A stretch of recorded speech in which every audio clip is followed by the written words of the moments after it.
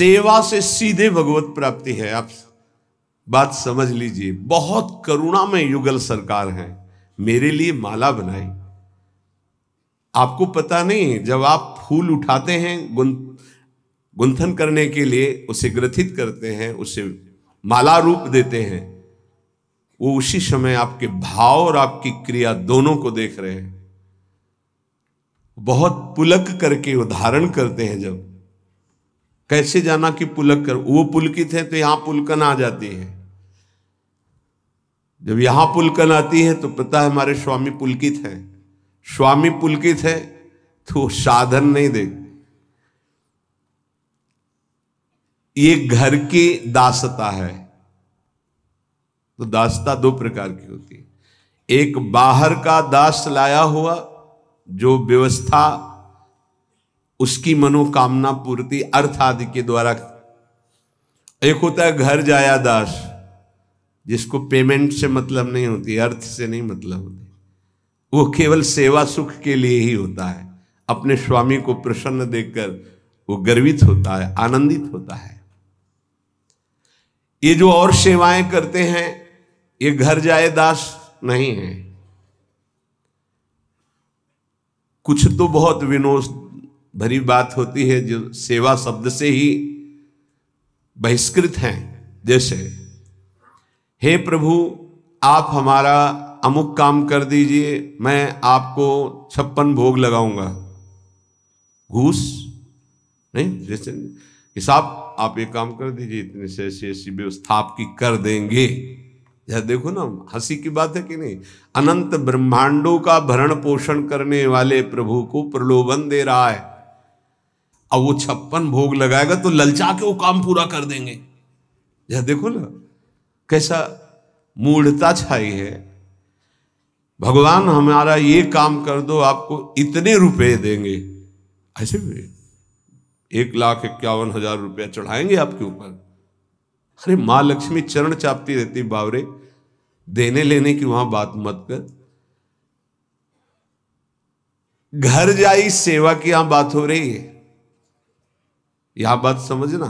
ये जो हम कह रहे हैं एक सेवा भगवत प्राप्ति करा देगी, ये बाहर से आए हुए नौकर की बात नहीं है जो पेमेंट पे है।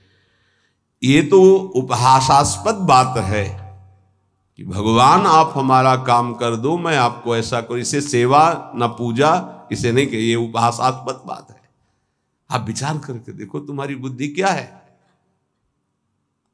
इस बात पर विचार कीजिएगा। आप भगवान को हमारे क्या समझते हैं कि आप 100 ग्राम सोना, 1 किलो सोना चढ़ा देंगे, रुपया पैसा चढ़ा देंगे, भोग चढ़ा देंगे। ऐसे नहीं सोचा जाता। अनंत ब्रह्मांडों का सृजन पलक झपकते हो गया वो प्रभु है। बड़ा बढ़िया अवसर मिला है सेवा का। जब हम अपनी वस्तु मान करके प्रभु को समर्पित करते हैं तो भी सेवा नहीं मानी जाती। जब हम सेवा करके कुछ चाहते हैं तो भी सेवा नहीं मानी जाती। ध्यान रखना, ये जो हम सेवा की बात कर रहे हैं कि एक से ही भगवत प्राप्ति, इसलिए इसकी विस्तार से बात कर रहे हैं। नहीं तो लगेगा कि केवल प्रभु के लिए, प्रभु के होके, प्रभु की प्रसन्नता के लिए सेवा हो रही। बोले आप चंवर करके आ रहे हैं, बड़े भाग्यशाली। क्या भाग्य है। ये शरीर उनका, मन उनका, प्राण उनका, जीवन उनका, मेरा कुछ अस्तित्व तो ही नहीं है। ये तो उनका सब कुछ है। हमें क्या पेमेंट मिल रही है? मुझे चंवर करने को मिल रहा है, उनके यही मिल रही है। ऐसे उपासक को जो बिका हुआ प्रभु का है, एक सेवा उसे भगवत प्राप्ति करा देगी। नित्य माल्यार्पण करना, ये हमारे वृंदावन का एक पुष्प और 1 करोड़ का बाहर से लाया हुआ पुष्प समानता नहीं कर सकता। ध्यान रखना, बाहर से 1 करोड़ का पुष्प मंगाओ और वृंदावन की किसी लता का एक पुष्प, तो जो हमारे प्रियालाल वृंदावन के एक पुष्प से प्रसन्न होंगे, वो बाहर के 1 करोड़ से नहीं। हो नहीं आते हो रंग बिरंगे बड़े महंगे महंगे फूल, वो हमारे प्रियालाल को पसंद नहीं। परम पावन ब्रज 84 कोश भूमि में प्रकट हुआ जो पुष्प है और दैन्य भाव से अर्पित किया जाता है, गंध प्रियालाल के श्रीअंगों में इत्र है, सुगंधित चंदन है।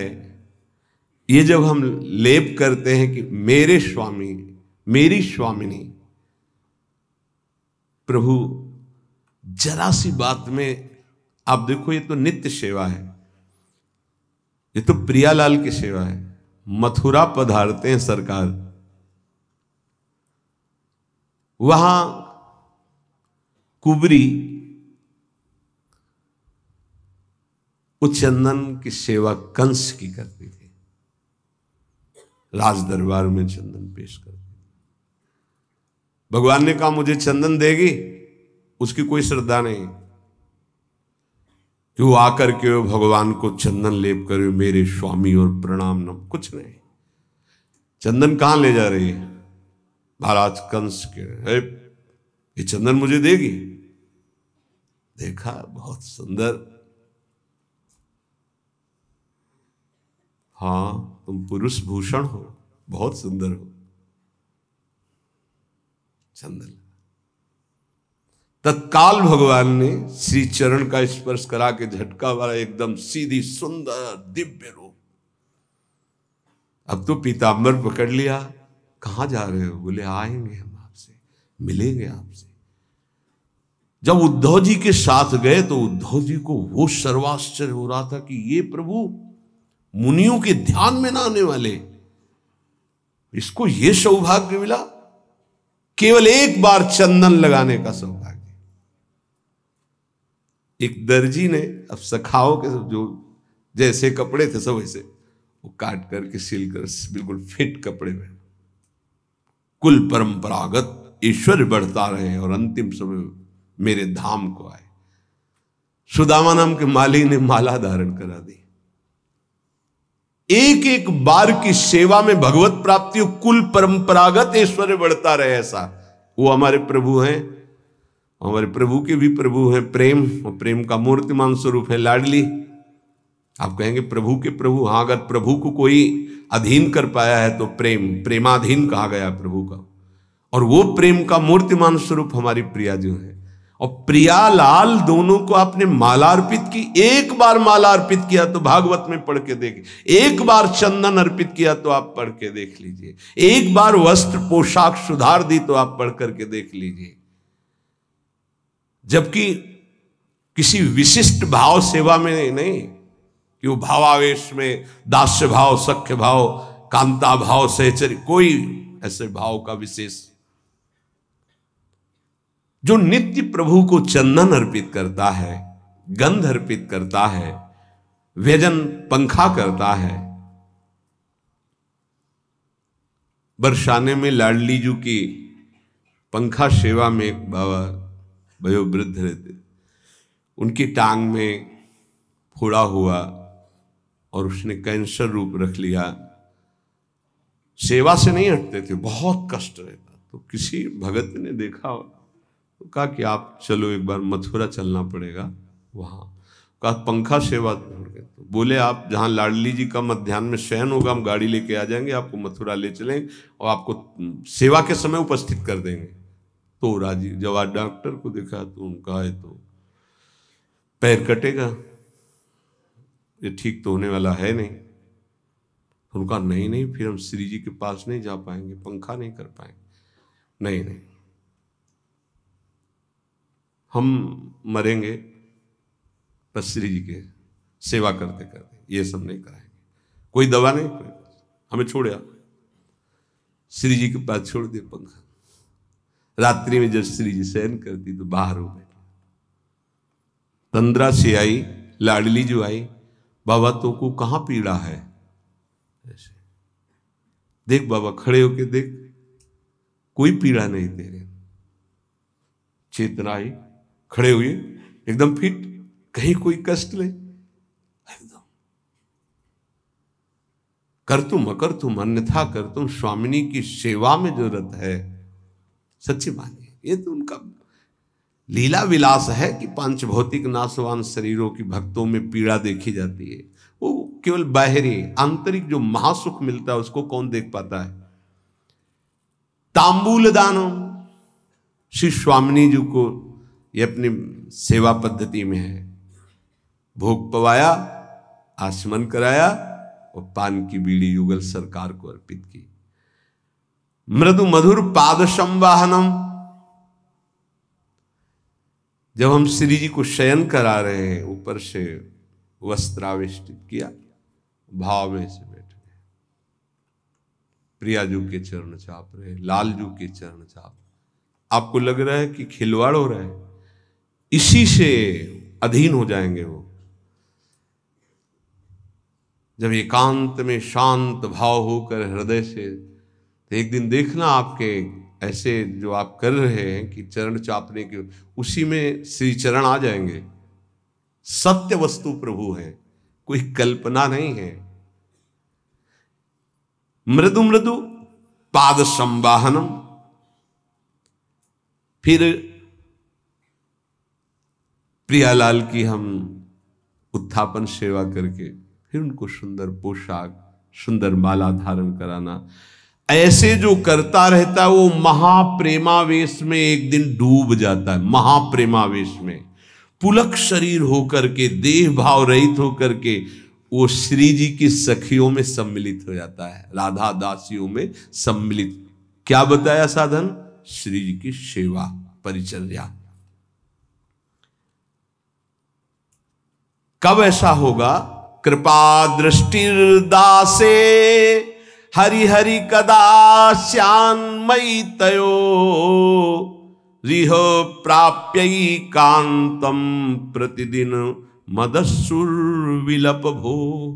ऐसा हम पर कब कृपा होगी कि मैं हे युगल सरकार आपकी दास्ता से युक्त होकर के अश्रु प्रवाह करता हुआ एकांत में हा मेरी स्वामिनी, हा मेरे प्रीतम विलाप करता हुआ आपकी सेवा में रहूं। अंदर ही अंदर प्रेम विकलता और सेवा में डूबा हुआ हूं। ये वृंदावनाधीश्वरी की सेवा अनंत जन्मों के मानो सुकृत फलीभूत हो गए। यदि आपकी श्रद्धा बन जाए, आपकी भावना बन जाए। प्रायः देहाभिमान होने के कारण साधन भाव में त्याग आदि की तरफ जिसमें वाहवाही, उसमें तो रुचि साधक की हो जाएगी, पर जो श्री जी की एकांतिक परिचर्या जिसे कोई नहीं जानता, कोई तुम्हें बड़ाई नहीं, बड़ाई प्रिया प्रीतम देंगे, वहां रुचि नहीं हो पाती। जिसमें चार लोग देखें उसमें रुचि हो सकती, जिसमें प्रिया प्रीतम देखें उसमें एकांतिक रुचि होना एक बड़ी विशेष कृपा की बात। इसीलिए कह रहे कृपा दृष्टि दासे हरि हरि कदा श्यान मई तयो। इस दास पर कभी ऐसी कृपा दृष्टि करो हे हरि, हे प्रभु, हे प्रियाजू, कि आपकी दासता की रुचि हो जाए, बस और कुछ नहीं, आपकी दासता की रुचि हो जाए।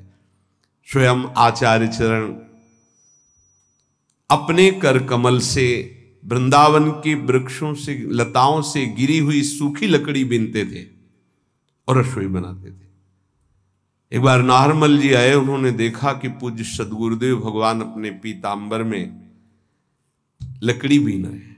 ये हम लोग जो पीत वस्त्र धारण करते हैं, ये अपनी स्वामिनी के श्री अंग कांति का भाव करके, और सदा बसंत रहत वृंदावन, बसंती रंग वृंदावन की शोभा, और हमारे प्रीतम पीतांबर धारण करते हैं। पूरी उपासना है, ये गुरु प्रदत्त है, कोई मनमानी नहीं कि हम पीला ऐसे मन में आया और धारण कर लिया, ऐसे नहीं।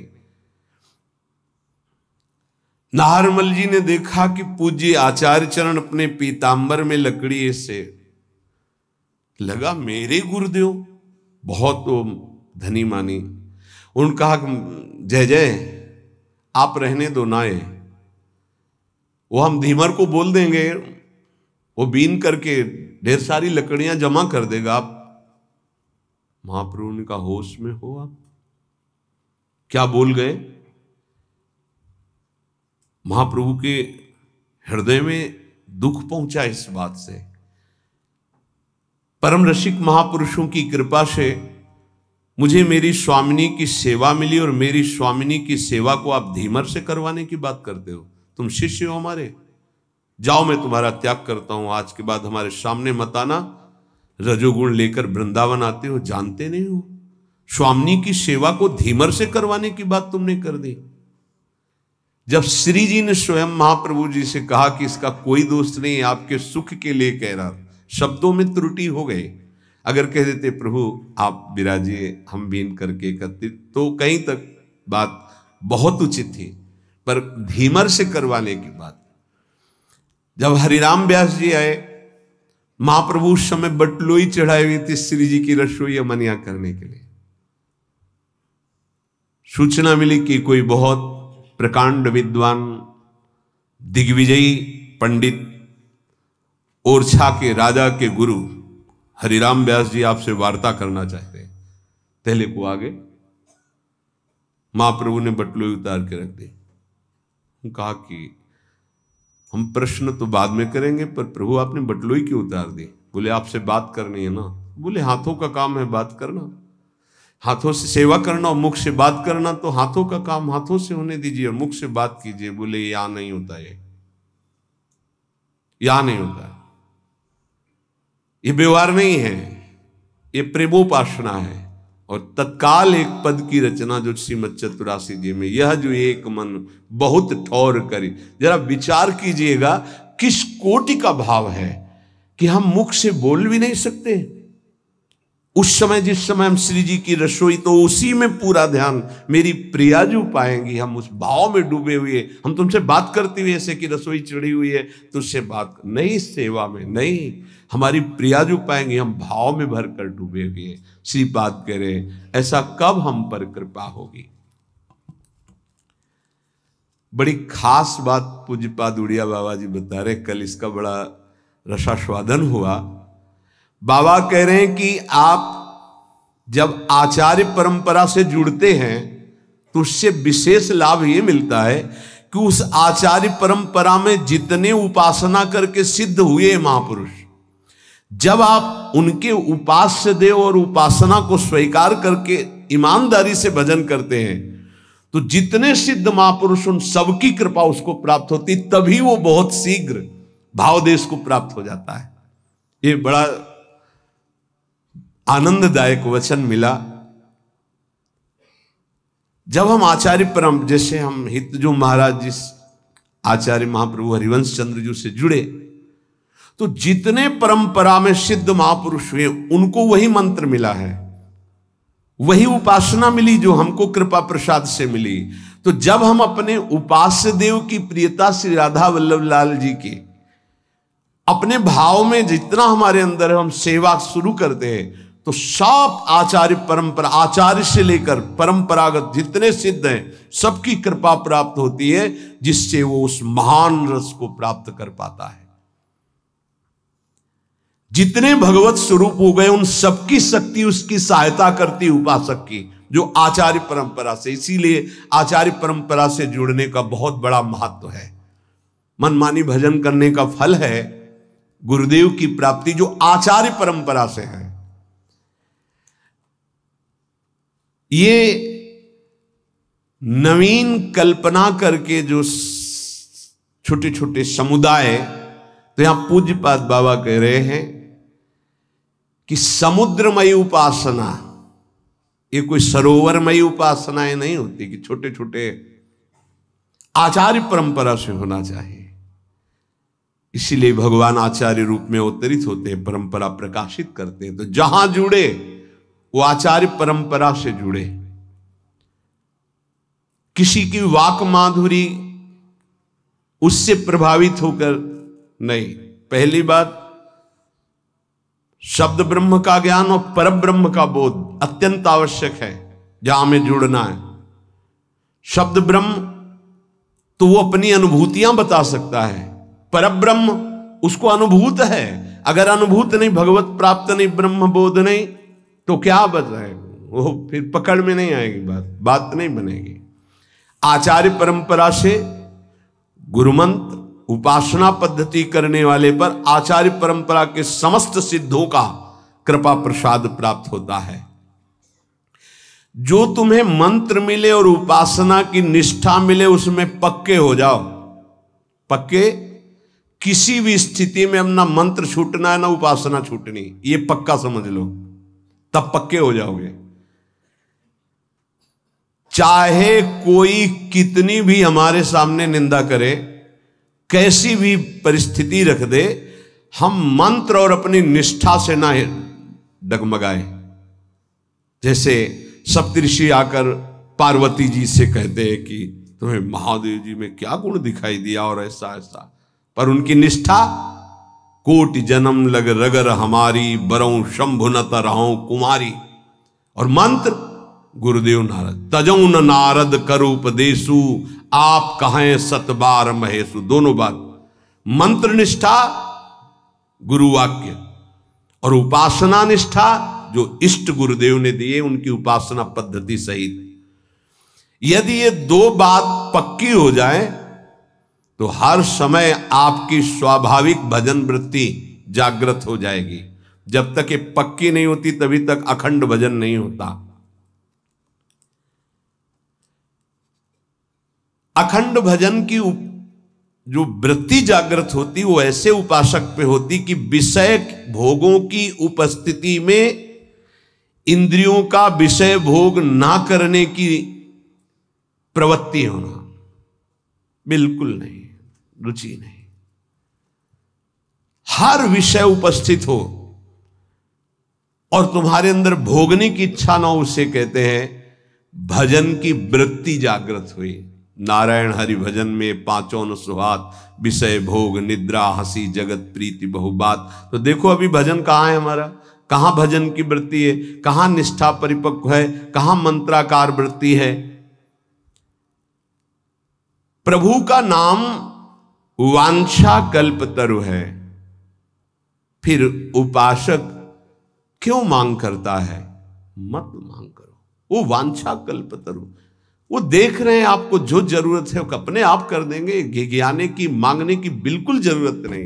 वो कोई अल्पज्ञ तो है नहीं कि हम अपनी बात नहीं कहेंगे तो वो सुन नहीं पाएंगे, देख नहीं पाएंगे, हम नहीं मांगेंगे तो वो जान नहीं पाएंगे। नहीं, सर्वज्ञ हैं, सर्वत्र हैं, सर्वशक्तिमान हैं, उनका विधान परम मंगलमय है। अगर वांछा करनी, आशा करनी तो एक ही बात की करो कि आप मिल जाओ। आप मिल गए तो सब मिल गया। अखिल कोटि ब्रह्मांडों का स्वामी मेरा हो गया तो सब ब्रह्मांड की वैभव संपत्ति भी तो मेरी हो गई। और सही पूछो तो इच्छा ही खत्म हो जाती है। भगवदानंद का स्फुरण होते ही न सोचते न कांक्षति, कोई चाह नहीं, कोई इच्छा नहीं, कोई शोक नहीं। उपासक की सबसे बड़ी उपलब्धि है उपासना में ये मिलती है कि सतत स्मरण किसका चल रहा है ये देखना है। अगर आपका सतत स्मरण भगवान का चल रहा है तो आप भगवान के उपासक हो, प्रियालाल के तो प्रियालाल का, और भोगों का तो भोगों के उपासक हो, भेष कोई भी हो। देखो एक बात अंदर से समझनी है कि ये वाहवाही उपासना का फल नहीं है, नहीं है। यहां की स्थिति उपासना का फल है, बाहर की नहीं, प्रकृति राज्य नहीं है ये भागवतिक है। उपासना की सिद्धि यहां देखी जाती है, यहां नहीं देखी जाती, बाहर अंतर देखी जाती है। अंतर में स्थिति क्या है? निरंतर भगवदाकार, मान अपमान निंदा स्तुति आदि में सम स्थिति ठीक है। ये बाहर की तो इसका क्या भरोसा? परिवर्तनशील संसार, परिवर्तनशील शरीर, क्या भरोसा है इसका? ये टिकाऊ चीज नहीं है कि मान लें कि जीवन में हमारे साधना और भजन का फल हुआ कि हमारा नाम हो गया। ये अज्ञान की वृत्ति है, ये साधना की वृत्ति नहीं है, ये उपासक की वृत्ति नहीं है, ये जिज्ञासु या ज्ञानी की वृत्ति नहीं है, ये घोर अज्ञान की वृत्ति है। चार अल्पज्ञ पुरुषों के द्वारा दिया गया सम्मान और उससे हम ये मान ले कि हम महान हो गए, ये अल्पज्ञता ही है, अज्ञान ही है। स्नेह भरा निरंतर स्मरण उपासक की उपासना की परिपक्व अवस्था है। ये बहुत बचना चाहिए सम्मान से, लोकप्रियता से, लोक रिझावे से। इसका कोई अस्तित्व नहीं है, कोई अस्तित्व नहीं है। आपको लगता है कुछ तो है, कुछ नहीं है। जैसे लगता है कि 100 लोग तो प्रणाम करें, कुछ तो है, बिल्कुल नहीं हो सकता, कुछ नहीं हो सकता। ऐसा भी हो सकता है, कितने हजार की भीड़ लगती है, फिल्म वाले जो बना होता, क्या थिएटर कहते, कितने हजार, क्या होता है उसमें, कितने हजार लोगों को आप देखो, दिन भर वहां आना जाना लोगों का चलता रहता है, 3 घंटे का शो चलता है, हजारों लोग होते, क्या होता है, कुछ नहीं, झूठे पे झूठा। तो हजारों लोग मानसिक बुद्धिमान तो है ही, वहां है तो कुछ तो होगा, कुछ नहीं। व्यर्थ का पैसा, व्यर्थ का समय, व्यर्थ का चिंतन, व्यर्थ की लीला, उसमें राजी है। तो 100 लोग हमें प्रणाम कर दिए, नमस्कार कर दिए, हम मान लिए हम कुछ हो गए, कुछ नहीं है, कुछ नहीं, कुछ नहीं, जीरो। बोले बड़ा यश है, जब तक पुण्य है तब तक है, पुण्य खत्म तो अपने आप समझ में आ जाएगा क्या हो। स्थिति पुण्य और प्रभाव, सम्मान, मान, इनसे नहीं होती। 4 लोग जान भी नहीं सकते, बगल से निकल जाए सिद्ध महापुरुष, उनको पता थोड़ी चलेगा।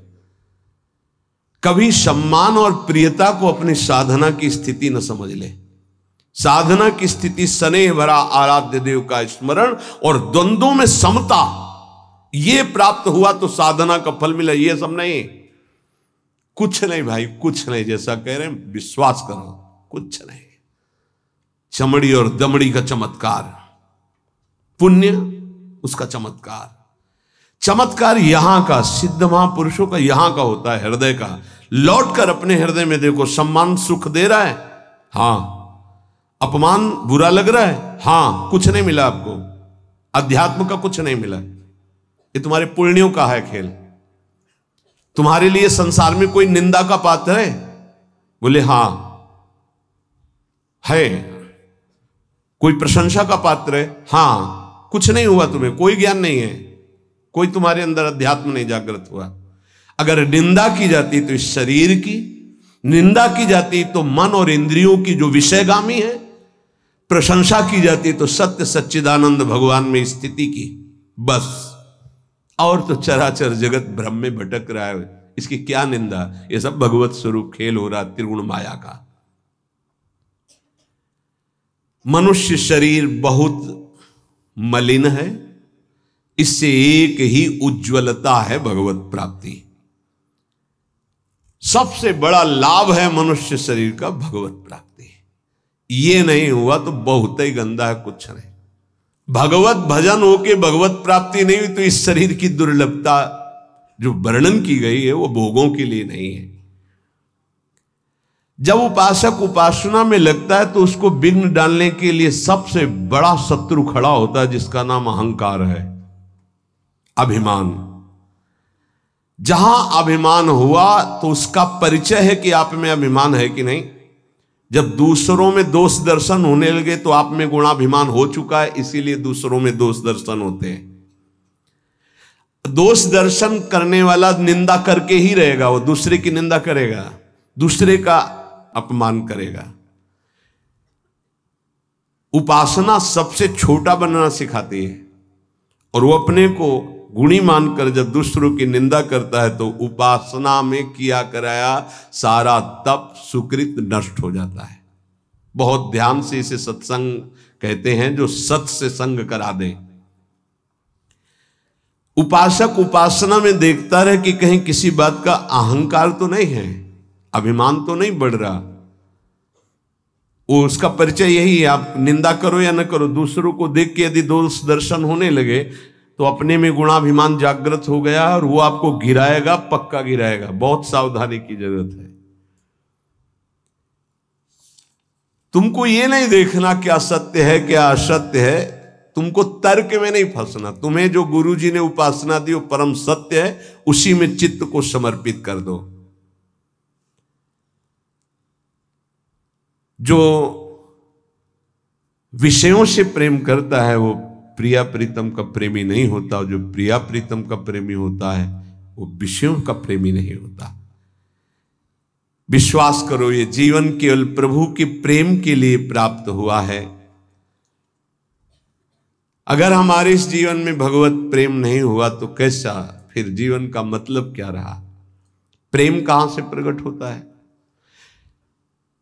भगवद भक्तों के चरित्र पढ़ना, भगवद भक्तों का संग करना, निरंतर भगवान नाम जप करना, शरीर पोषण के लिए भगवत प्रसाद पाना, स्वरूप पोषण के लिए गुरु मंत्र जपना, भगवान की लीलाओं का गायन श्रवण करना, इसी से प्रेम का प्रादुर्भाव होता है।